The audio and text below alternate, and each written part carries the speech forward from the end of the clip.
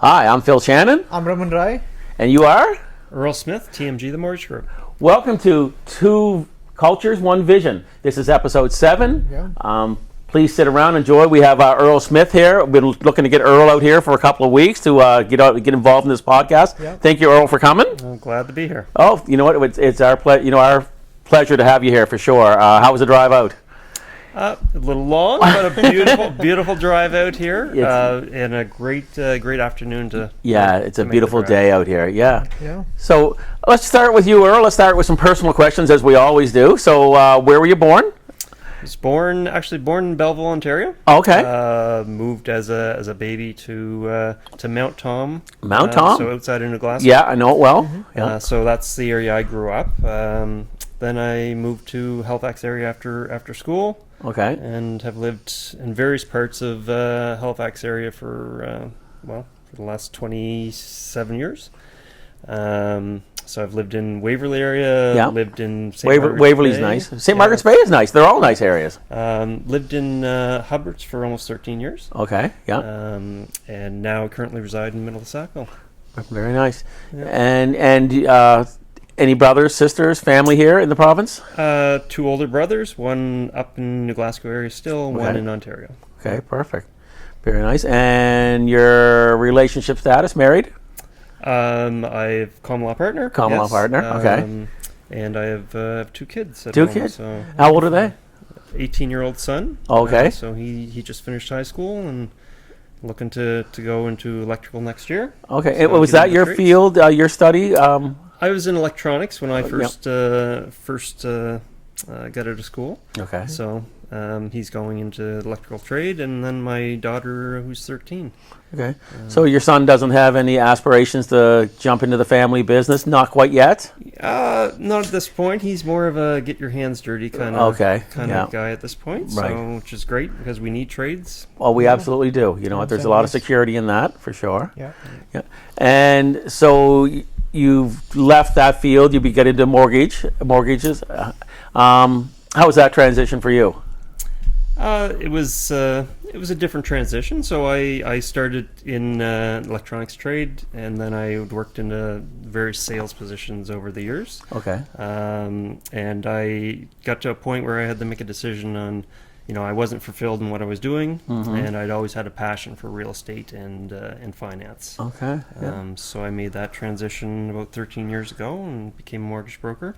And built up a business over the last 13 years and still loving it. Good, very good. So what is the best thing you like about mortgages?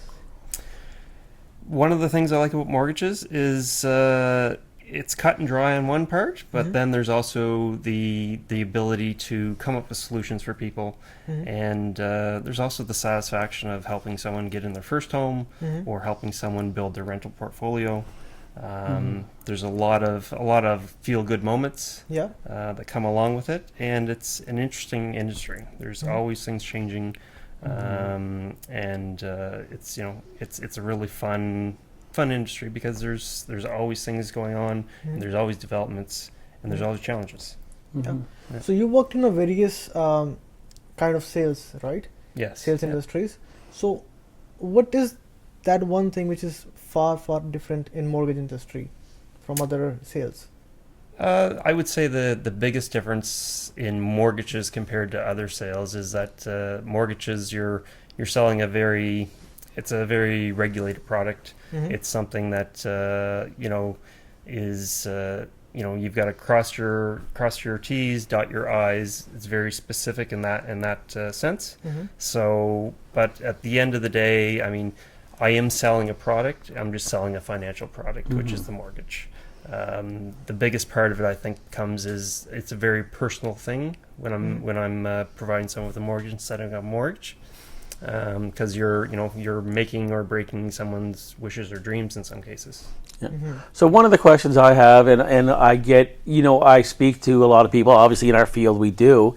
And I say, have you spoken to a mortgage broker? Have you spoken to a mortgage specialist? And they said, well, what does a mortgage broker do? Yeah. So I'm going to put you. So what is it that you do that maybe question, that Yeah. Great question. So as a mortgage broker, I work with various lenders. So I'm not just working for one lender. And what I do is I find a solution, the best lender for a person to use.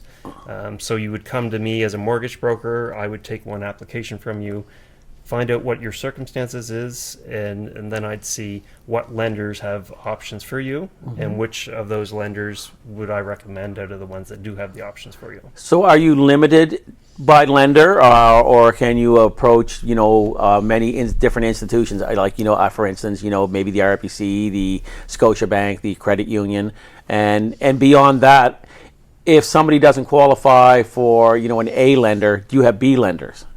Yeah. So various lenders. There are some lenders that I don't have access to. There's a couple banks that don't deal directly with mortgage brokers as their sales force. Right. But the majority of lenders I do have available: Scotiabank, BMO, TD Bank, Manulife, and many other lenders that most people wouldn't have heard of, but they do. First National, is that? First National, MCAP, Right. RMG. There's lenders that we call them monoline lenders because they lend on mortgages. They don't have banking products other than the mortgages. Okay. So I have a lot of lenders that I work with. There's dozens that I have available to me. Okay. Can you give our viewers an example of, like, if somebody goes to a mortgage specialist, what is, like, where they can get stuck, and you can come in and help them? Yes. Okay. Great question. So a mortgage specialist is someone that works directly for a lender.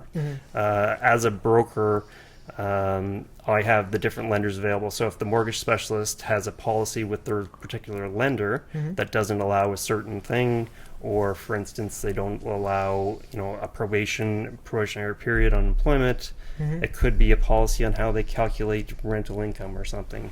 I have many lenders that I can pick from that may have a policy that works for the situation for that client. And is there any difference in interest rates if you go with a A lender or a B lender? So when it comes to A lending and B lending, just to describe, so A lending would be considered your prime lending. So that's your bank lenders, any lenders that are lending based on the best of rates, and what we call an A client, which is a good credit client, a client that has income that's easily qualified under standard policy. Right. So that would be your typical A lenders, as we call them. When it comes to a B lender is an alternative lender. So they're a lender that are going to look at clients with credit that doesn't meet the criteria for an A lender. They'll look at situations where there's self-employment income that they don't claim enough income in order to qualify with an A lender. So the rates are a bit higher. Sometimes there's some fees with that, but it's a solution for the clients that couldn't ordinarily get the financing with an A lender. Right. And is refinancing something that you're able to do? So, I'm in a mortgage, I'm coming due, and, maybe I'm with one of those, institutions, and I say, you know what, this time I want to shop around. Because, correct me if I'm wrong, most of these institutions just automatically renew. So I'm 5 years in, here's your new rate, and it's basically a street rate, am I right? Like, if you don't shop around, you may find yourself at a higher interest rate than you possibly could get if you haven't been shopping. Yes. So I can do refinancing, Okay. And also look at just when people just want to renew. Right. We can look and shop the market for a lender that might have a better option in Right. terms of the interest rate. Right. For them. But when it comes to renewals, a lot of lenders, they're not going to put their best foot forward most times. Right. So they're going to put at a rate and hope you just sign on the dotted line and do the automatic renewal. Yeah. Because that's how they make a lot of additional margin where they wouldn't if someone was shopping the rate around. I've learned that previously from a realtor. He said, you're just going to get something in the mail. Here's your renewal. Most people will just sign it, and they're not really doing themselves a good service by just signing that. They should be reaching out to different, AA mortgage broker and say, hey, can you get me a better rate? Yep. Yeah. And I always recommend people, reach out to me, or if it's an existing client, I make a practice of reaching out to them about 4 months ahead of the renewal date.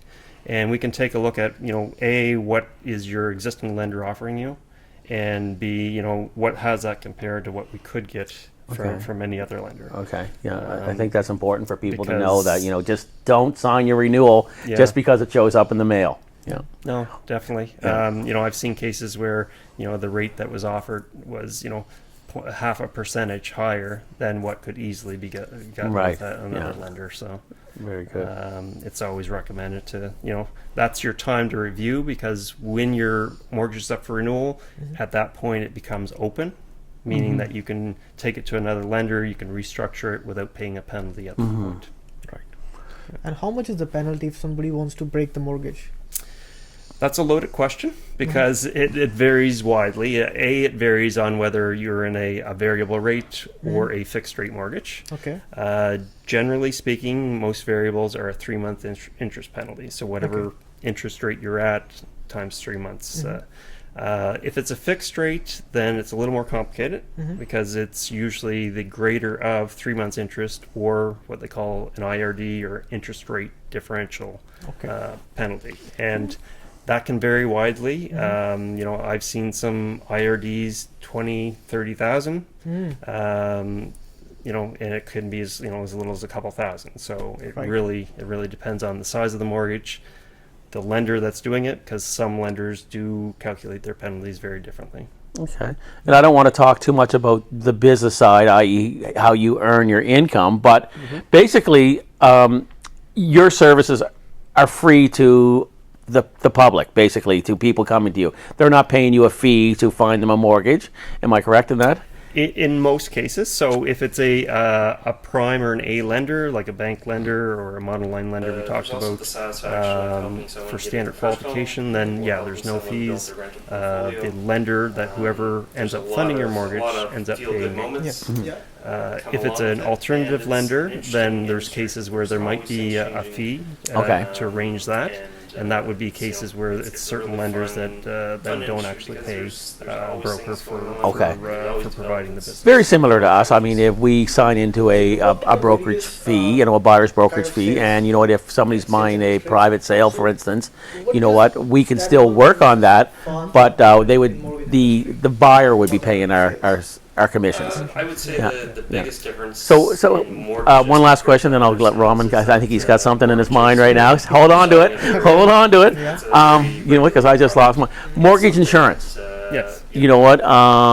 Do you recommend it? Do you not recommend it? Is it mandatory? Because I've heard this said that if you're looking at mortgage insurance, maybe you should just buy extra life insurance.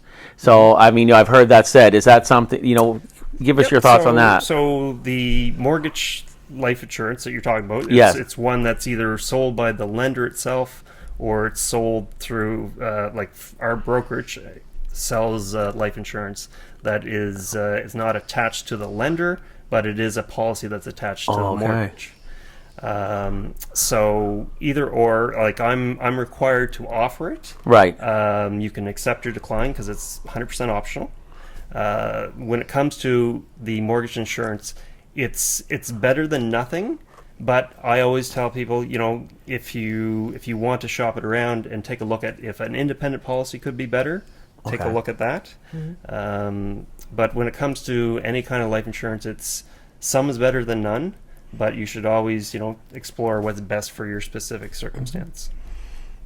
Right. So I have just very normal questions. Mm-hmm. So let's say somebody's buying their first home, because I'm an immigrant, I came from another country and I don't know how a mortgage works. Can you just take me from the day one to the 30-year period when my mortgage is finished? Okay. So do you want to start at maybe the pre-approval and then? Yes. Yep. Yeah. So before you jump into that, I've heard a couple of different. Some say pre-approval, some say pre-qualification. Yeah. I personally like a pre-approval because you now have some paperwork. You're absolutely able to, give us sort of a number. Where I think with pre-qualifying, it's basically just based on what you're telling me, this is kind of where it's at. Yeah, so generally speaking, a pre-qualification is based on the application information and no paperwork is verified. A lot of times the credit's not checked. So it's it's very loose. A pre-approval, a true pre-approval, because I will say true pre-approval, because there are places that they do pre-approvals, but they don't necessarily check credit. Right. But a true pre-approval is where we take a look at the full application, we get the documents to support it, so that's your income documents, so pay stubs, T4s, etc. Check the credit, and so we've done everything the same we would when we're submitting the final approval to the lender when there's an accepted offer. Right. And again, the pre-approval is just sort of not a guesstimate, but it's a number. Here's what you can get. But the true mortgage doesn't come until you have a deal in place and we're giving you all the paperwork and saying, and then that's when final approval, which exactly. So essentially, pre-approval is giving you a piece of paper that says up to a certain purchase price, you qualify based on your circumstances right now. Yeah. Okay. And one last thing, because then you can finish with Raman. Yep. A lot of times, not a lot of times, but we've seen in the past where you've given me pre-approval based on my credit, $125. See if I can find a house. I'm only kidding. But, and suddenly I go out and I buy a car. Yes. And then I'm coming to Earl, but you told me I can, I qualify, So, I mean, it's something people need to understand is that, this is based on your current debt load or yes, and it's based on that snapshot in time. And so if you change your financial circumstances, whether it be employment, whether it be credit, say you've went out and bought a car, that changes everything about your application. So you'd have to actually get a revised pre-approval when you do something like that. And there are cases where people do, go out and buy a car in between when they're pre-approved and when they're purchasing a home. Yes. And that can totally squash a deal in certain circumstances. You find out on closing day that suddenly you don't qualify, But you got a truck. And now you're living in the truck. Very good. So, so sorry, go ahead, Raman. So let's say somebody wants to, like from beginning to the end, how it works, what kind of documents somebody need, if somebody, how much time early they should try preparing for a mortgage, Well, I like to say the earlier the better. Okay. Because some cases it's, I'll consult with people and they're not anywhere near where they need to be to purchase. Right. But if they don't know where they need to be, then they don't have a plan to get there. Exactly. So, the earlier the better, even if, you don't feel you're in a position, but you want to buy, then, it's good to have that consult. And then we can go over the numbers and tell you, income, employment-wise, where you need to be, and credit-wise, if there's work to be done there, we can tell you what you need to do, and what the steps you are. do that consultation, right? There you go, Raman, because today for my viewers, consultation is free. Yes. Right? There you go. You were talking about, I seen a house today. I really love to own that. Yeah. You said that yourself. And you said, so where do you start? You start with obviously a consultation. And if your credit score, and I'm not saying it is or is, I know your credit score is good, but if it's not, that's something that Earl would advise. Say, here's the areas that aren't quite as strong that you need to work on. Right. Yeah. And just I'll touch on the credit there for a moment, because credit is one of the key things in an application, and so many times people have errors on their credit bureau that they don't even know about. So it could be accounts that were supposed to be closed out and didn't actually get closed out. It could be a collection that happened from, say, they moved and there was a utility bill and there was a little bit left on it, and the bills never got to them because they moved and there was no forwarding address. There's things like that crop up all the time on credit bureaus. Yeah. And you don't want to be finding out that when you're in the process of trying to purchase. And I know in this world everybody says cash is king. Not so much in the mortgage business. Like, if you don't have a history, like, I've got, X amount of money sitting in my bank account, but if you don't have a history, it really doesn't work in your advantage. Yep. Yeah, that's very true. Yeah. So credit score, what else somebody need? A job? Okay. For sure? Yes. A job is good. Job is very handy. It comes in very handy. Work, So the first step obviously is going to get a pre-approval. Yeah. What we look for in a pre-approval, we're looking for what's the employment, and so employment, we're looking at how long have they worked there, what's the stability of the employment in the industry. Then we're looking at credit history. So we're looking to make sure that they have credit established and that the credit meets the minimum criteria for most of the lenders. Then we're also looking what do we have to bring to the table in terms of down payment. So down payment can come from savings, investments, RSPs, can be gifted from immediate family members. There's also some options for borrowing a down payment. For instance, the Nova Scotia government has a down payment assistance program that if you meet the criteria, you can apply for. So quick question. I know we talked about jobs. Is it absolutely necessary? Are we seeing seniors out there who are on a pension, or their company pensions, the CPP, and if they're showing a steady income, will they qualify for? Great question. So yes, I guess I should have said employment or source of income, because pensions are a source of income that can be used. When it comes to self-employment, we can take a look at self-employment, and generally we're looking at a 2-year average of tax years for qualifying for self-employment. And so if I'm a multimillionaire, in theory, but I don't want to use my money to buy a house, so I'm not working, I've just got this big stash of money sitting over here, is that something that we could work with? We can definitely work with it. It's a matter of how. So if we have enough down payment, we can look at net worth programs that some of the banks have. So they'll do lending based on what the reserves of investment income are compared to what they need to qualify. So there's options there. There's also, if it doesn't work with a standard net worth program, we could use an alternative lender that'll look at other ways to be able to qualify the mortgage. Okay, so we'll go back. So now Raman's come in and he's got a job. He's got a good credit score. Down payment. He's got the down payment. So where do we go next? So we look at those factors. If everything lines up, we issue you a pre-approval letter for you to go shopping. Then I go to Phil. So you could go to Phil or I'd probably reject him. He's so picky. No, get yourself another realtor. So you go with Phil. You go through the process of negotiating for the house. I come back into play when there's an accepted offer. Then it's time for us to take that pre-approval, update documents if we have to, because if it's been, say, 2 or 3 months since we did the pre-approval, we're going to need fresh pay stubs or fresh employment letters, etc.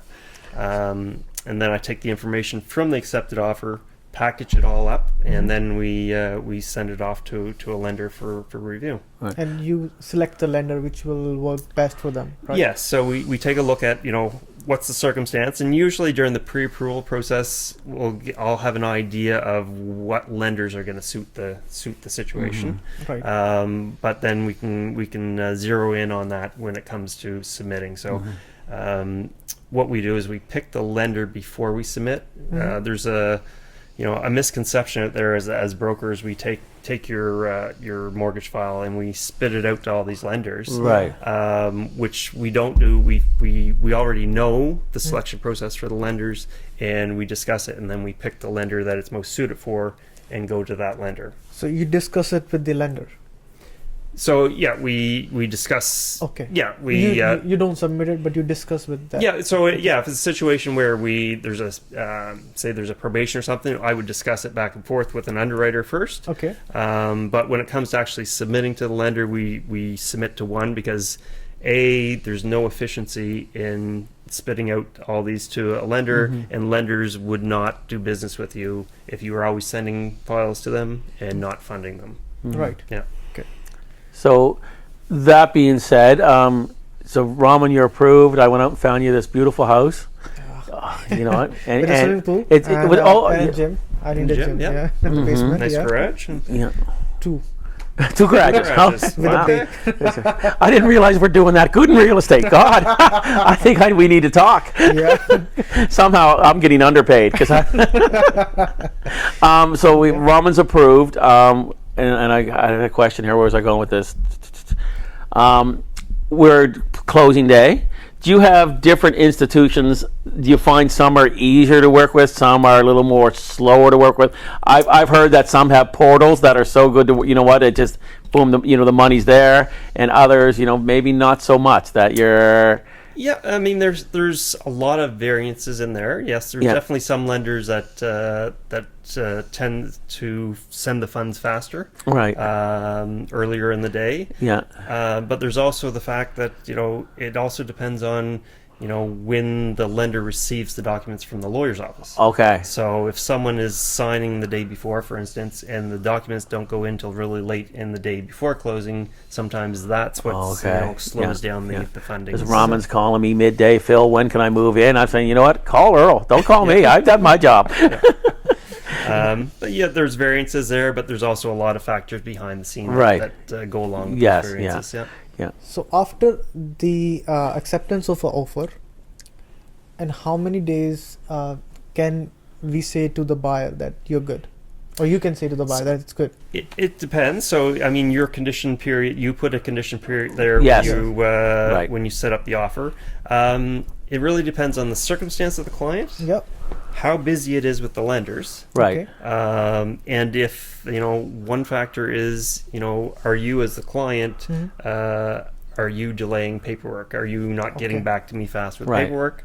So there's a lot of factors in there, but I mean, if all the paperwork's up front, a couple days, it could be as fast as a couple days. Generally speaking, though, people are humans and people don't, respond, necessarily as fast. Realtors. Well, in some cases, I am chasing. I imagine realtors, for sure. Yeah. I mean, there's some very busy realtors out there. There are, and maybe they're not, sitting on their phone. So yeah, that takes a little time. No, so I mean, all things considered, typically 5 to 7 days is the period that I would say would be the average to confirm the financing. Right. And always good to have a little extra time in there in case something pops up, or if the lender does a verbal and they can't get a hold of the employer. Right. Okay. how much time after submitting the file? How much time does the lender need to, Some days I get same day approvals. Some Oh. days I'm waiting for 3 days because the lender is so backed up with volume. Okay. And it really varies. It could be the lender has a rate special on, and all of a sudden they've got an influx of applications. Right. So they're really busy. It could be that it's a time in the summer when there's multiple underwriters off on vacation at the same time, and so there's a lot of variables with respect to how fast the lender comes back. Okay. Yeah. So the closing is done. I have the keys. Yep. I have a 3-year fixed. What happens before that? Like, let's say 6 months before that, before the 3-month term. Yeah. Before the end of the term. Yeah. So your mortgage is coming up for renewal. Mm-hmm. So what would happen if you had your mortgage with me? I'd be reaching out to you around 4 months before just to say, has your situation changed? Are you planning on staying in the house? So I want to find out what your plans are to know what you're going to want for a renewal for a mortgage. Maybe it's, you're planning on selling next year. Right. So then it's definitely that changes the product that you want to be in. And so how many different types of mortgages are there? Like there's fixed term, there's a variable. Like, so, what in today's market would you recommend to, say the average consumer? That's a loaded question. Because, it comes down to, I don't have a crystal ball. Right. And nobody knows. So, I try to best recommend what I think would work for the client. But at the end of the day, they have to determine what they're comfortable with. Right. So, a lot of cases for a first-time home buyer, they're going to want a fixed rate because they want the stability of the payment. They want to know what they're paying every month, and it's set it and forget it. And whether that's for a 2-year, 3-year, 4-year, 5-year term, that's a discussion. Right. But we also have variable, and with variable, it has to be a discussion of is this in your risk tolerance? It'd be the same as doing an investment. Is this risk tolerance in your risk tolerance? Because it could very well go down, it could go up. Right. So today, where is the cheapest rate? Is it variable? Is it fixed? Is it? At the moment, it is like a 5-year fixed. 5-year fixed would be the lowest rate at the moment. Okay. The variable is pretty close to that right now. Okay. It's almost it's getting near that. Right. But yeah, like the 5-year fixed, which is common, is generally the cheapest. And you're just coming off a bit of a peak here, where rates were, a fair bit higher than they are today. Quite a bit higher. Yeah. So you must be seeing some smiles on people's faces who are renewing, because they're probably not quite renewing yet. Well, yeah. So right now, most of the people I see coming in for renewals are in the low 2s, mid 2s. Right. So there's no smiles yet. No. Yeah. Right. But they're relieved that they're not renewing into the 6%. Right. That we had. Right. Yeah. A for year sure. ago. Yeah.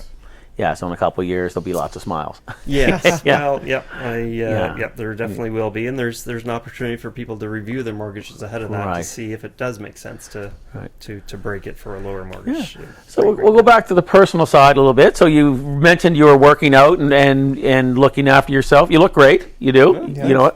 Congratulations. So, and that was a life choice for you. So what else do you do? What do you do in your time off? Like, do you golf? Do you... Not much of a golfer. I actually self-pronounced golf hater. Okay. Oh, well, that's going to lose us some viewers. Sorry, people. The last time I said that I am learning golf. I'll learn golf this year. He's never been out. So what do you like to do?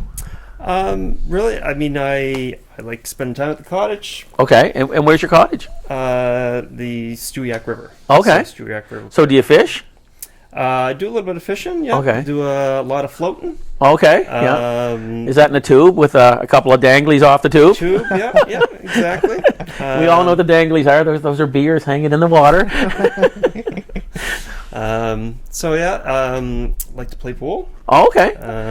Well, you'll have to come out where I'm at now. There's a pool going in the a pool table going in the lower level. Oh, very nice. I think we talked about that earlier. How I played what Joel was here on last week. We played a lot of pool. So maybe we'll have a pool night. Yeah, definitely. Yeah. And other than that, like I said, I like hiking and active lifestyle. Okay. I also enjoy being out on my bike in the summer. So okay. So you pedal cruiser? You cruise? Cruiser motorcycle. Oh, yeah.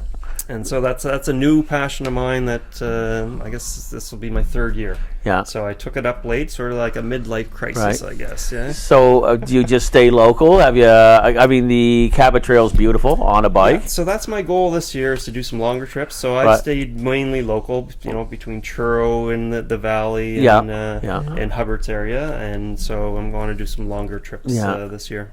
Oh, very nice. Raman also expressed an interest. He would like to get a bike. Yeah. He has one at home. Yeah, but that's not super big. That's like 350cc.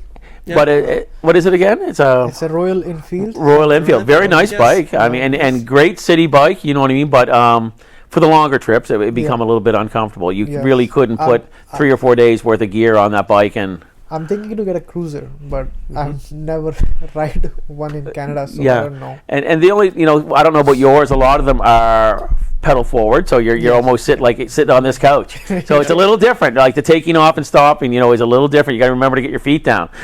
As we are realtors, I have to be in the city every day. So yes. I cannot work online like you. Yes. That's a good thing about your work. You can work from here. And COVID sort of changed my world that way, and that's I went from a lot of in-person meetings to a lot of phone and Zoom meetings. It does work out well for clients as well. Absolutely, yes. Where, a lot of people have busy lives, especially if kids and that. It's very easy to do a quick Zoom call as opposed to going to my office. And it expands your business area. Like, now, I can, you're working with somebody, in Cape Breton. That's okay because, you can do it via Zoom. In Ontario, somewhere, anywhere, right? Yeah. No. So that's a good question. As a mortgage broker, are you able to work out of province? So yes, I could work. So I'm licensed individually within the province of Nova Scotia. Right. But I also have a network of licensed associates across Canada. Yeah, because as realtors, we're licensed here in Nova Scotia. We cannot sell in New Brunswick, PEI. We're licensed here. Yeah. I think you can refer it to someone like us, or can't. Yeah, so I can either refer it off, or I can use. We have a call a deal center that allows us to work within the other provinces. And what about commercial mortgages? Yeah. Can you tell us a little bit about that? How does that work? Yep. So commercial mortgages are sort of a beast in themselves. It's something that I've done them in the past. I can do them. I currently have a colleague that specializes only in commercial. So when I have a client that needs commercial, I have my colleague take over that file and do that for them. Commercial is different. That it's all about the cash flow aspect of a property as opposed to the personal side of things. When somebody buys a business, do I still need a employment? Do I still need credit score? Let's say I'm buying a pizza store or gas station or anything like that. Yep. So generally speaking, like if it's a startup business or you're buying something that doesn't really have good financials to start out with, then they're going to lean back on you personally, because there's they can't show the cash flow of the business. So it's definitely the principle behind the business. You're buying the business has to have a certain strength. But at the end of the day, the property cash flow itself is very important. So which one will be primary? The cash flow, that would be the primary. The primary would be the cash flow. But so what happens in some cases is if the cash flow of the business is a little shy of the debt servicing needed, then they can they'll lean back on what the individual behind that business has personally, and top up the cash flow, so to speak. And what is the down payment on commercial? We know that it's in residential, minimum is 5%, up to $500,000. Is this same for commercial? Commercial is generally at least 20%. So it's higher down payments. It's generally at least 20% to 35% would be the average range. But I mean, there are cases where there is less down payment for insured mortgages. So this would be multi-unit residential, etc. So, but that's something that I would won't get into too much detail on, because it's something that commercial brokers should speak more on. So the world uncertainty in the financial markets, is that causing some of your clients some grief? Do you find it slowing the market down? I know we sort of feel it, that the market pre-election in the U.S. was very quiet. People are wondering what's going to happen. What am I doing? Am I leaving my money in the bank? Am I investing? And again, even now with the threat of all these tariffs, are you seeing any kind of slowdown in the in your business? I'm definitely seeing hesitation, and I don't know if either you have investments that you've looked at in the last couple of days, but it's definitely affecting people. And creating a lot of uncertainty. So I've seen, people putting off decisions, like putting off doing something, whether it be a refinance or putting off doing their pre-approval, or having a pre-approval and saying, we're just going to put it on the side burner for now, till we see what happens, because it's scary times for people. I've had some clients that their down payment was all investments, and or the last couple of days, some of them have lost 10% of what they had saved based on the market value. So, and one last question from me. So I'm a realtor, but I'm thinking, I want to get into the mortgage business. What's the process? Is there an education process that you must go through? Is there many years of courses? So how does that work for somebody looking to get into the business? So to become a mortgage broker, there's a licensing process. So there's a education course you have to take, an exam you have to do, and when you start out, you have to start out as an associate mortgage broker. So that would be considered a unexperienced broker. You have to be doing that for 2 years before you can actually apply to be a mortgage broker. And how long is the education process? So I know in real estate we're continually doing upgrading. Like every year we have these mandatory courses that we have to do. Is your industry regulated like that, so that, you know, hey, here's a couple of courses you need to do to maintain your license? Yep, it is. It is regulated. It's regulated provincially. Okay. And they're beyond your initial education course and licensing. There are courses that you have to take periodically to maintain your license. Okay. So would you, after your 10 years of experience, you know, say to somebody, hey, you know, it's a great business. I would really consider, you know, if you're interested, I would pursue it.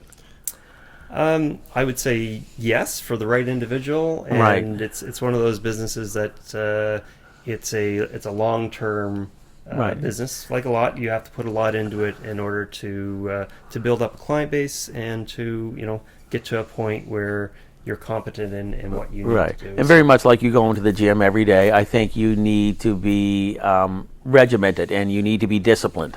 Like, you know, you just can't come in and say, oh, I got my mortgage license today. I'm going to sit home and wait for the phone to ring. Yes. Yeah. You sit and the phone will not ring. Yeah. Yeah. Very good. And Raman, any follow-up questions? I'm good, thank you.